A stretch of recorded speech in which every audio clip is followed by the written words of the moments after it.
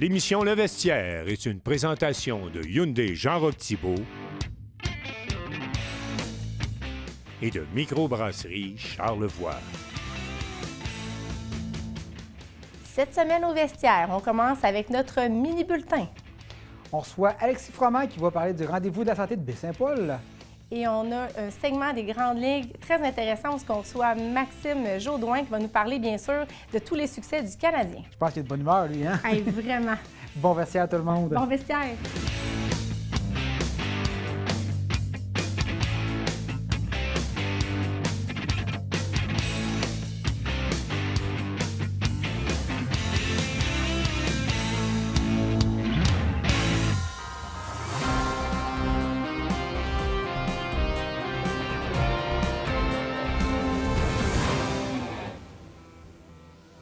Cette semaine, au petit bulletin, plusieurs de nos athlètes se sont démarqués sur la scène locale et nationale.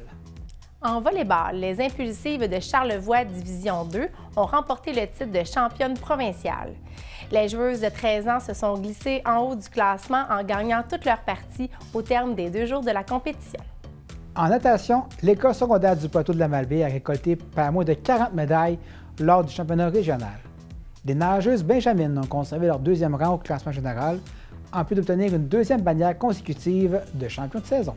Direction le tatami où les judokas du club de Baie-Saint-Paul se sont illustrés lors du championnat provincial à Trois-Rivières. 2 sont même repartis avec l'or autour du cou. Chez les U12, Mila Bouchard dans la catégorie des moins de 30 kg et chez les U14, Charles-Antoine Côté chez les 50 kg et moins. Toujours au judo, nos jeunes judokas se sont illustrés lors du tournoi interzone présenté à la baie. Chez les moins de 12 ans, Laurent Gagnon-Gelbert a remporté la médaille d'or chez les moins de 28 kg, tandis que Émile Junot a mis la main sur l'argent chez les moins de 32 kg. Chez les 14 ans et moins, Charles-Antoine Côté a également décroché une médaille d'argent.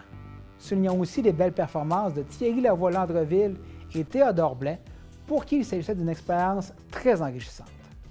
En snowboard cross, Rose et James Savard Ferguson ont réalisé une belle fin de saison lors des épreuves du circuit nord-américain du Mont-Sainte-Anne.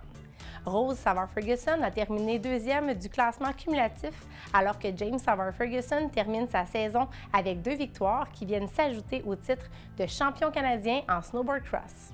Félicitations à tous nos athlètes qui nous rendent fiers semaine après semaine. Vous voulez qu'on parle de vous au petit bulletin? Écrivez-nous à l'adresse qui s'affiche au bas de l'écran.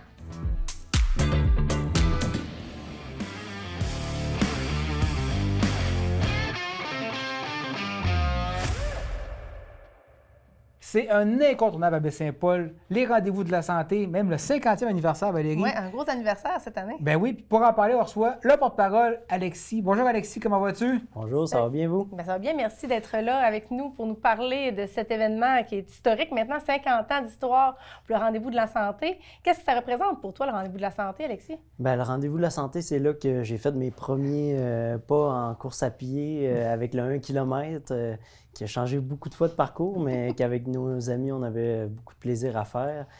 Puis tranquillement, bien là, j'ai pris de l'expérience, puis je suis allé sur le 5, le 10, puis donc même si je suis tout jeune encore, j'ai quand même près d'une vingtaine de rendez-vous de la santé de fait. Ouais. Mais je pense que c'est un peu là l'essentiel, l'essence même de l'événement, donner le goût, tu sais, je pense que... Ben, en fait, c'est la promotion des saines habitudes de vie, puis ultimement, c'est de redonner, dans le fond, à l'école Cyril-Rodolphe-Forgette pour l'achat de matériel sportif. Non, c'est un bel événement. Puis effectivement, je pense que pour tous les niveaux de sportifs de ce monde, c'est un bel objectif à avoir. Il y a différentes distances. Fait que je pense que tout le monde peut essayer de se motiver un petit peu puis participer au rendez-vous de la santé. C'est toujours une belle occasion d'accomplir certains défis qu'on peut se donner. Là, cette année, on a le retour d'une grande distance, le 21 km qui est de retour. Oui, ça faisait quelques années qu'on s'en faisait parler, puis on n'avait pas eu de 21 km. Donc, nouveau parcours, puis on s'est dit pour le 50e, il fallait faire ça en grand avec pas une nouvelle distance, là, mais une nouveauté. Une nouveauté qui était déjà là, qui revient. Donc, grosso modo, le parcours, on part du bout du rang Saint-Laurent, contrairement à avant qu'on partait, dans le fond, à l'église de Saint-Urbain. On descend le rang Saint-Laurent tranquillement, puis par la suite, on revient pour prendre la boucle du 10 km qui, elle, la piste cyclable, le relais. Par la suite, on s'en va au quai, puis on revient tranquillement là, vers la polyvalente. Oui, puis un beau 10 km. Justement, avant, c'était 2 fois la même boucle du 5. Là, maintenant, en allant vers le quai, en tout cas, c'est que des bons commentaires que les gens ont. On a le bout avec un job sympa, là. Comprends. C'est un avantage. Oui, vraiment des parcours magnifiques.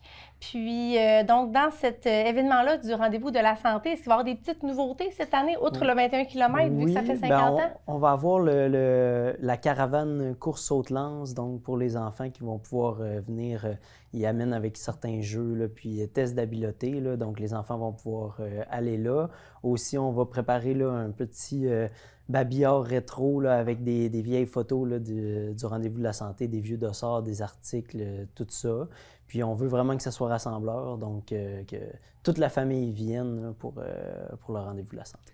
Les enfants, y a-t-il d'autres activités spécifiques aux enfants au rendez-vous de la santé? Il va y avoir le 500 mètres, puis le 1 km là, pour les jeunes. Il y a le retour des mascottes traditionnelles à l'arrivée. Là. Donc ça va pas mal être ça là, pour les enfants. Est-ce que c'est un événement qui est compétitif? Ou c'est plus accessible, ça s'adresse à monsieur, madame, tout le monde? Ou, Ça s'adresse à monsieur et madame tout le monde. Il y a certaines personnes qui viennent vraiment pour la compétition, mais sinon, on veut que ça soit familial puis rassembleur. Donc, on peut même faire le volet marche, donc le 5 km marche qui est offert.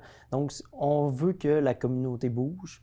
Puis, en fait, c'est pour une bonne cause. Fait que le plus de gens qu'on peut être, le plus d'ambiance familiale qu'il peut avoir, puis pas nécessairement besoin d'être un élite, c'est vraiment de tout niveau. Même, on se prend une petite gang, puis on vient marcher le rendez-vous de la santé, bien, c'est merveilleux. Est-ce qu'il y a des objectifs de participants que vous désirez atteindre? L'année dernière, ça a été une bonne édition. On était autour de 600, même un petit peu plus. C'est sûr qu'on vise un petit peu plus. Puisqu'il y a l'ajout du 21 km, puis il y a quand même un engouement pour la course à pied dans les dernières années.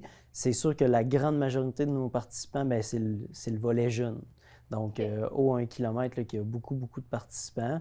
On vise une clientèle peut-être à l'extérieur aussi, là, tranquillement, de ramener du monde de l'extérieur pour faire un événement qui va prendre de l'ampleur là, avec les années encore.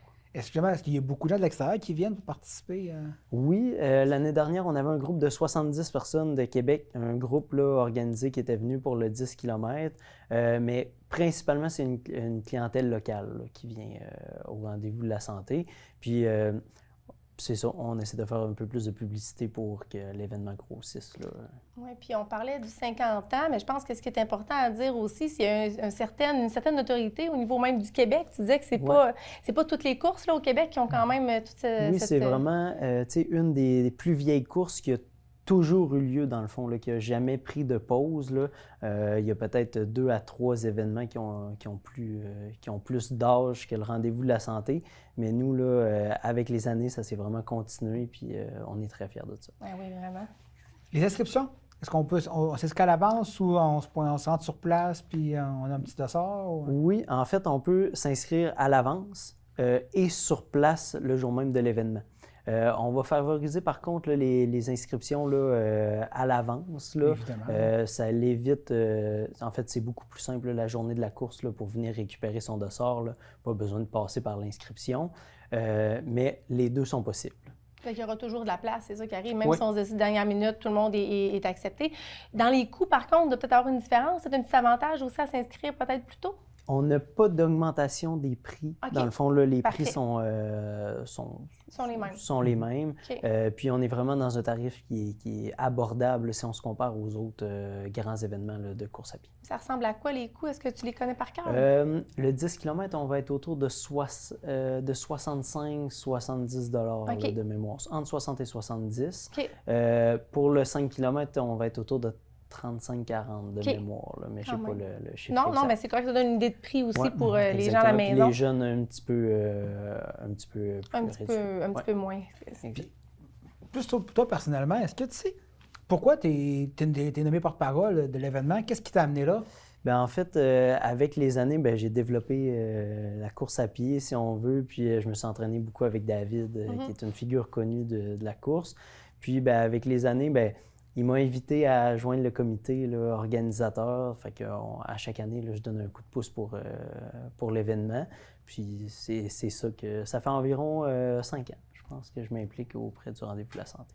Ouais, quand c'est une passion, après ça, c'est plaisant de participer à des événements comme ça, puis une belle fierté à aller rechercher comme une notoriété dans la population. Fait que c'est vraiment agréable de te recevoir. Donc, quel serait ton petit mot de la fin là, pour encourager, justement, comme toi qui as commencé tout jeune puis qui a fait quasiment une vingtaine de rendez-vous de la santé, quel serait ton petit mot d'encouragement, ta motivation là, que tu pourrais donner aux gens à la maison pour s'inscrire? Bien, venez bouger avec nous. Puis si jamais là, vous avez le goût, vous pouvez venir aussi en tant que bénévole. Donc, on cherche Oui, sûrement. beaucoup de bénévoles. Là, comme il y a le 21, bien, ça va nous demander des bras supplémentaires. Donc, venez nous encourager, venez à l'événement, venez marcher. Puis c'est pour une bonne cause, puis pour la santé de toute une communauté.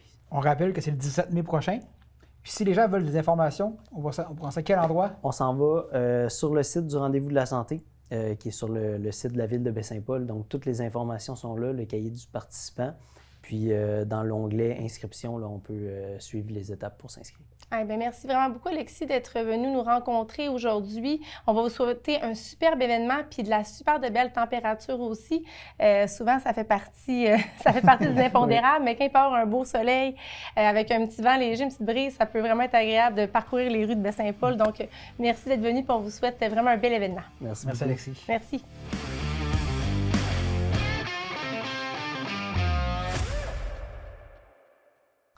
Aux Grandes Ligues, cette semaine, on a un invité de choix, un invité de marque au vestiaire. On reçoit Maxime Jaudoin pour parler de ses favoris, de nos favoris. On a comme pas le choix avec la saison qu'on a présentement. On va parler du Canadien et de ses vedettes. Salut, Maxime!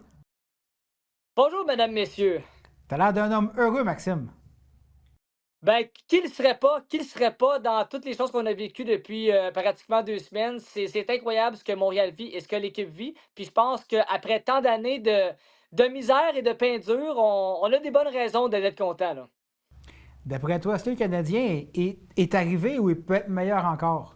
Ben écoute, déjà là, on a un noyau assez solide. Je pense qu'on peut toujours être meilleur.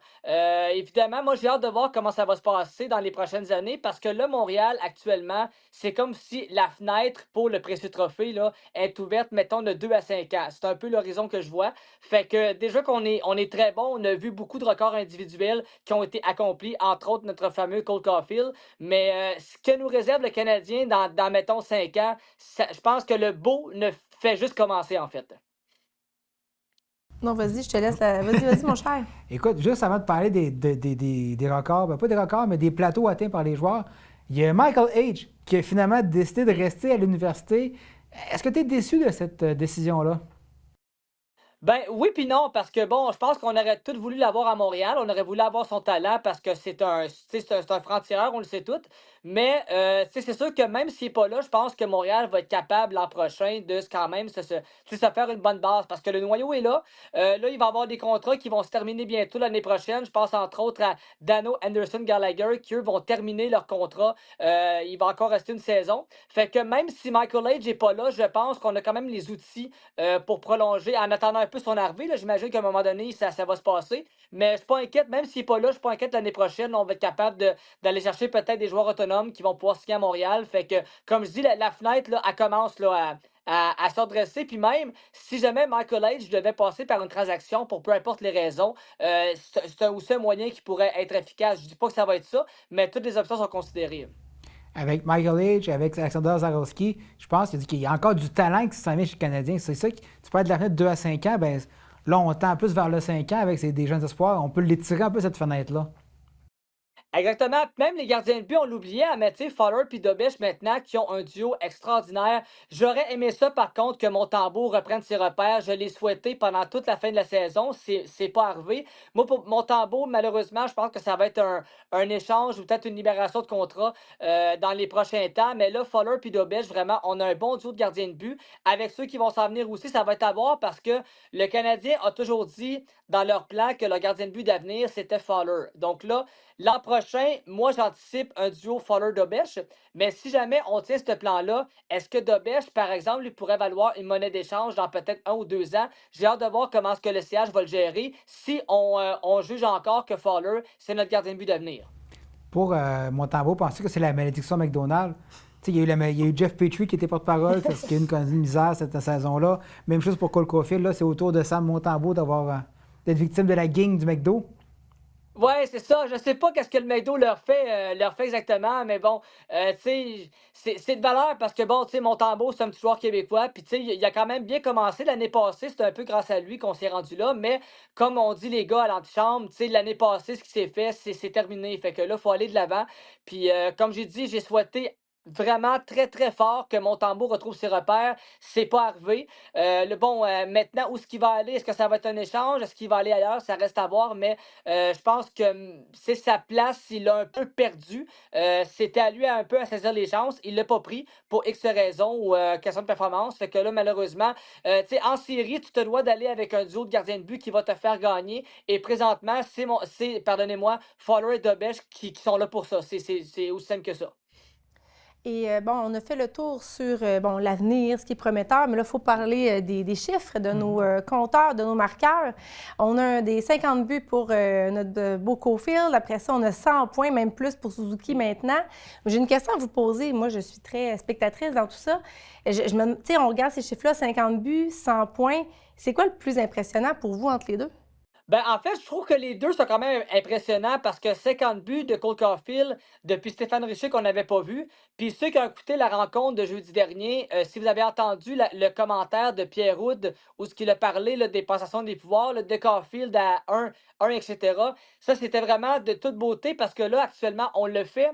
Suzuki aussi avec un 100 points qui embarque, ça a été merveilleux. Fait que, tu sais, quand je dis qu'on a un noyau de jeunes présent, Suzuki, Caulfield, Slavkovski qui a atteint le plateau des 30 buts. Tu sais, chaque joueur a quand même un record individuel à portée de main.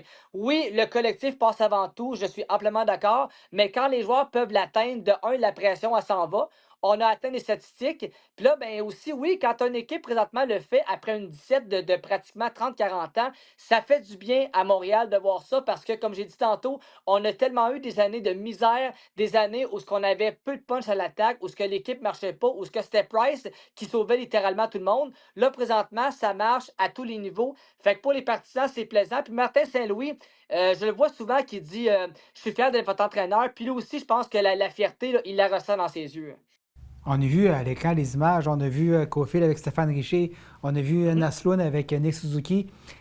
Oui. C'est pas juste des marqueurs, ce sont des joueurs de hockey. Oui. Je pense que c'est ça qui est important. Cofield ne fait pas juste marquer des buts. Non. Il est capable de tenir son bout défensivement, il est complet, il est partout sur la glace. Donc, tu sais, c'est l'avantage de ces bons joueurs-là, justement. Et Richer, c'était tout un joueur. Il était grand, il était gros, il était rapide. Cofield, c'était un autre profil. C'est ça, c'est un autre profil, mais ça reste des joueurs de hockey. Puis il y a un autre qui m'impressionne, puis qui n'arrête pas de surprendre, un certain Lane Hudson, qui a atteint le même nombre de passes que, non le moins, Larry Robinson, qui est un des grands défenseurs de l'histoire tout court de la nationale de hockey. Là. Oui, ben, tu sais, comme tu as dit, Mathieu, c'est ça, Lane Hudson, Suzuki Caulfield, ces trois gars-là là, ont vraiment atteint des performances. Tu sais, les trois gars ont comme, si je veux, pris le flambeau dans leur section respective. Fait que c'est ça que je trouve beau à voir, c'est que là, vraiment, on a un noyau. Et quand je dis noyau, qu'est-ce que je veux dire? Je veux dire Hudson, Caulfield, Suzuki, Slakowski. On va les mettre là-dedans. Fait que tout ton noyau qui est propice. Puis à part ça, on les a signés à long terme. Un autre bon move de Ken Hughes, merci beaucoup. Des bons salaires, des bons termes. Fait que la fenêtre de championnat, là, présentement, on est dedans. Fait que fais juste bien entourer tout ça avec mettons, des vétérans puis des joueurs que tu vas monter. Puis j'ai l'impression que là, on est parti, là. On est parti road to the Stanley Cup qu'on appelle, là, c'est un peu là qu'on est parti. Puis de voir l'équipe bien progresser comme ils le font, avec des joueurs qui atteignent des records, oui, individuels. Je dis, tout fonctionne, mais présentement, c'est merveilleux. Écoute, là, actuellement, on a du plaisir à regarder toutes les rencontres. Et puis, à l'heure actuelle, est-ce qu'on peut battre n'importe qui? Je pense que oui. Peu importe dans l'Est qui qu'on va prendre, Buffalo ou Tampa Bay, bon, ça, c'est mon humble avis, là, mais j'ai vraiment l'impression que n'importe qui, amenez-les, on a le talent qu'il faut. Écoute, je pense qu'on a vu les joueurs dont tu parlais, ils ont tous eu des progressions linéaires. Slavkovski, c'est la même chose. Il a marqué 30 buts, c'est un gros bonhomme-là. Puis il est imposant. Je pense qu'en série, on va l'aimer. Mais tu parles de tous les choix des joueurs que tu as parlé. Il y en a un que tu n'as pas mentionné, qui aussi, je pense, est appelé à avoir une belle carrière. Un certain Ivan Demidov, qui est rendu à presque 20 buts. Mathieu, ouais, lui aussi, honnêtement, il est dans le noyau. Puis lui, là, présentement, il est déjà bon. Mais imaginez que m'excuse du thème, mais son prime time, là, il n'est pas encore arrivé. Fait que quand tous ces joueurs-là vont être à leur apogée, là, ça va être d'un talent immense. Puis là, ben, rajoute un exemple, les Age, ceux qui vont s'en venir après ça. Tu sais, c'est vraiment incroyable. Là, on a je trouve qu'on a une saveur gagnante qu'on n'avait peut-être pas avant. Parce qu'avant, mettons, dans les duos précédents, il fallait qu'on monte à Pacioretty, Plekanec, les anciens duos un peu qui avaient fait des points. Mais là, présentement, tout le monde met la main à la pâte. Puis là, on a vraiment une grande poussée vers le haut. Puis tout le monde peut contribuer, ce qui fait que là, ça commence à être. Les pouvoirs qu'on passe, là, ils se font passer à plusieurs domaines. Puis c'est juste fantastique. Attention, par contre, le prix des billets en série, ça ne sera pas donné. Ah, c'est effectivement. Oui, Écoute, effectivement. Il faut sortir les gros coups parce que ça va être déjà les dernières games quand on attendait le 50e de Caulfield et tout ça, là, ça avait monté en flèche. C'était assez impressionnant. Il y a un engouement. Puis à Montréal, rien n'est fait à moitié. Hein. Quand ça commence à gagner après ça, là, c'est parti en grande. De Maxime, là. Oui. Ah, mais là, lui, je pense qu'il a gagné d'avance. Ben oui, exactement. Puis même, tu sais, Caulfield, bon, il aurait pu le faire ça a pris 3 matchs avant qu'il le fasse.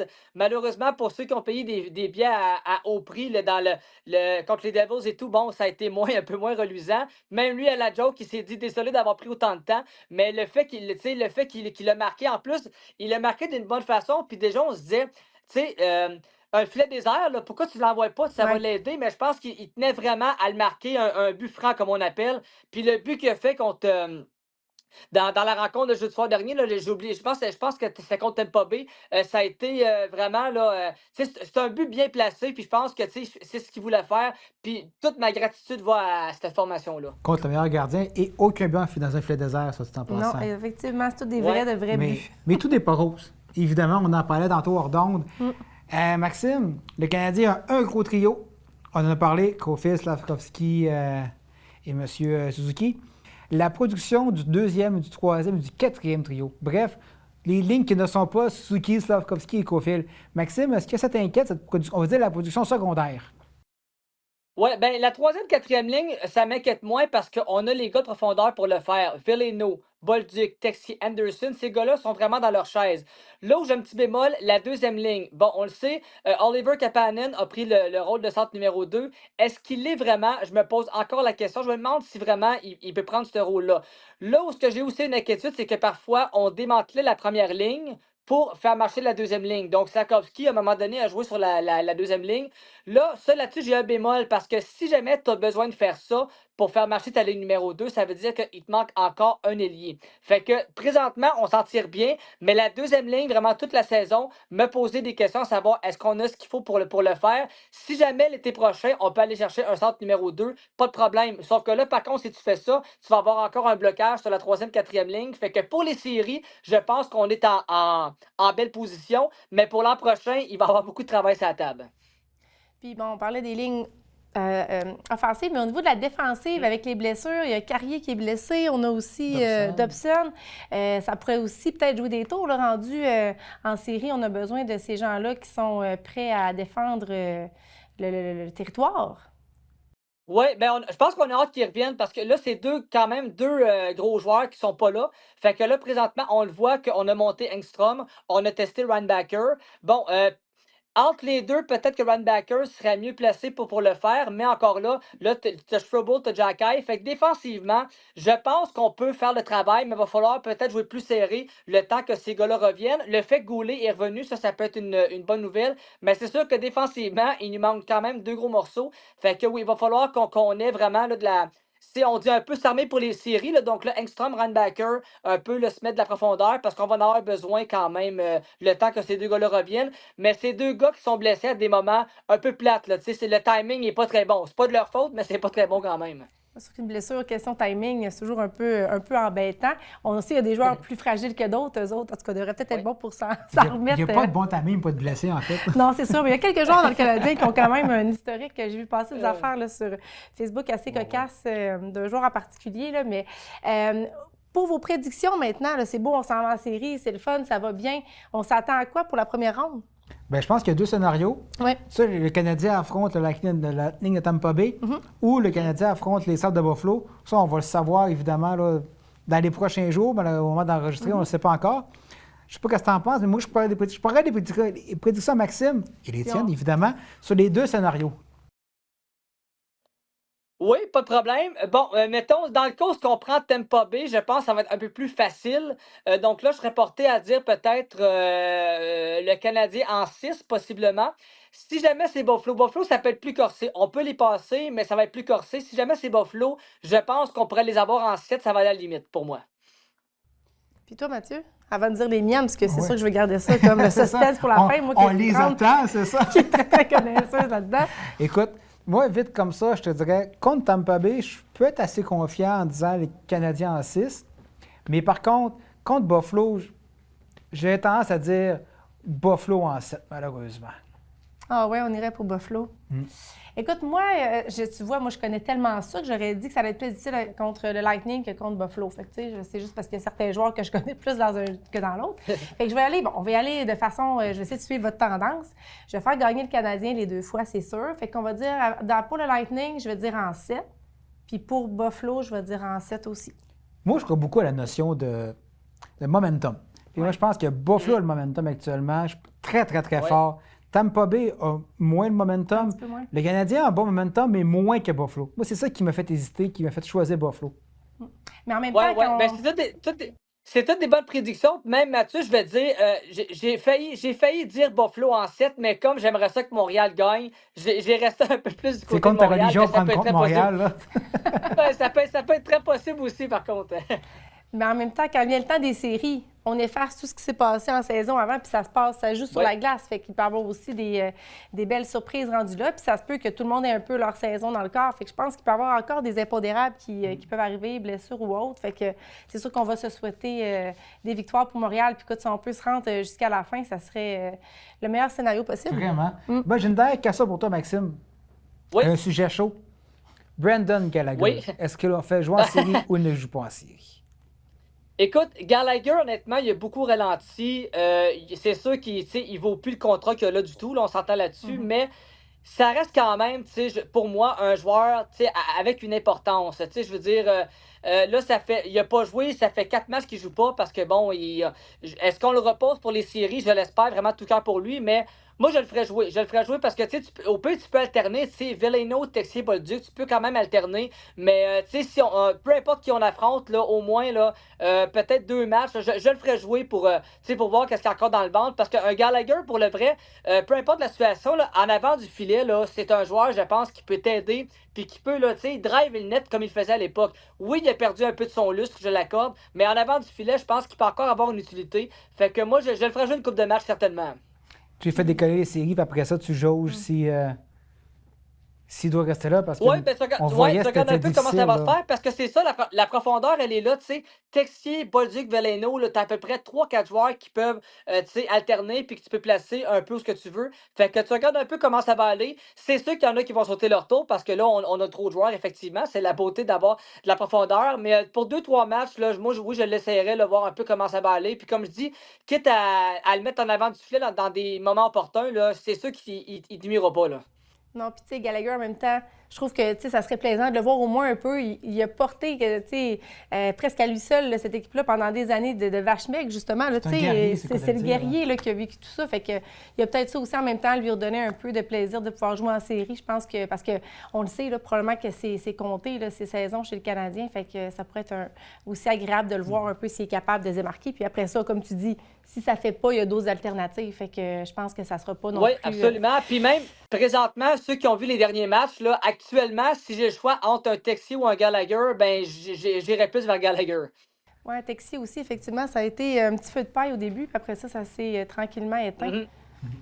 Écoute, merci beaucoup. Et en conclusion, moi, j'ai le goût de dire que pour la première fois depuis plusieurs années, les Canadiens étaient intéressants à suivre. Ils s'est qualifié en série d'avance, non au dernier match. Donc vraiment, je pense que l'avenir est rose à Montréal. Puis tant mieux pour tous ceux qui les suivent. Tant mieux pour nous. Oui. On parle enfin de positif au vestiaire. Oui, ben oui. Puis pour compléter, Mathieu, non seulement on est le fun à voir, puis là, je prône pas la violence, pas ça que je dis, mais actuellement, en plus, quand ça se met à brasser, parce qu'en série, ça va arriver, là, on se le cachera pas, on a maintenant les outils pour pas se laisser intimider. Puis de temps en temps, une petite réplique, là, j'aime ça, parce qu'il faut arrêter de se laisser marcher dessus, là. Ils sont comme Valérie, talentueux et robustes. Ah, écoute, j'aurais pas dit mieux. Hey, merci beaucoup, Maxime. Merci à vous autres. Merci, Maxime. Merci Valérie. C'est ce qui complète Merci, notre émission. Merci beaucoup à la maison de nous avoir écoutés encore une fois. Merci d'être là tout le temps. C'est vraiment apprécié. Merci aux invités qui se déplacent, qui viennent nous voir. Merci à l'équipe technique qui nous font bien paraître essentiellement. Merci aux commanditaires. Grâce à vous, on peut être là. Puis nous, on se revoit dans 2 semaines.